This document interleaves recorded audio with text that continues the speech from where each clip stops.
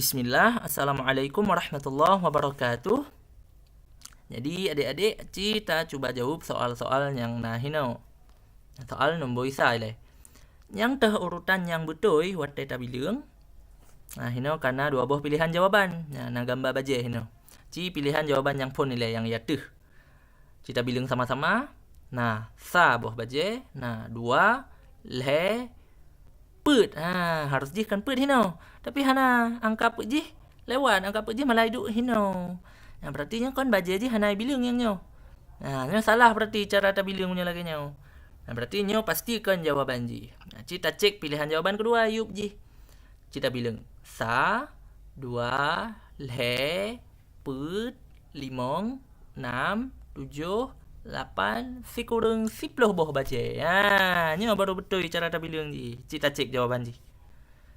Oh, belum dapat jawaban ji yang pilihan yang yuk. Nah, kita cek. Betul. Lanjut soal nombor 2. Alhamdulillah. Nah, sama soal ji. Yang tah urutan yang betul watte ta bilang. Kita cek pilihan yang yatuh le. Pilihan jawaban yang pun ta bilang sama-sama. Nah, sa boh 2, le, put, limong, 6, 7. Nyo kan betul cara ta bilang punya lagi nyo. Sang nyo jawaban ji. Tapi untuk dapat pasti kita cek lom bak pilihan jawaban kedua yuk nyo. Kita bilang lom. Nah, sa kok tiba-tiba le harus ji le angka sa padum angka 2 le. Nyo loncat. Langsung i grup bak angka le harus ji 2 le. Alehnya le angka le harus ji angka put. Tapi nyo i grup sih langsung angka 5 yang berarti salah caranya ta bilang lagi nyo. Berarti kenyo jawaban ji. Jawaban ji adalah pilihan yang pun. Kita cek betul. Lanjut. Soal nombor le. Pasau angka dalam kotak yang manteng soh jiupnyo sesuai urutan. Ci narok hino kan. Ta bilang sama-sama nasa 2. Hino padum berarti le. Le angka le padum angka put. Kita cek jawaban ji.